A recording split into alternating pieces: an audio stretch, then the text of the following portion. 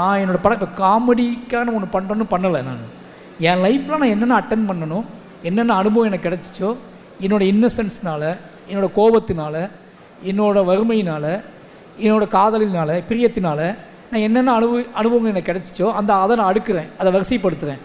அது வரிசைப்படுத்தும் போது எங்கேயாவது நான் இன்னசென்ட்டாக வெளிப்படுறேன். அந்த இன்னசென்ஸில் ஹியூமர் வந்துடுது. ஓகே, அவ்வளோதான். உங்கள் விஷுவல் மெட்டாஃபார் இன்னமும் பிரமிக்க வைக்குது. அது ஒரு நாயாக இருக்கலாம், ஒரு சிலையாக இருக்கலாம், அல்ல ஒரு மலை முகடாக இருக்கலாம்.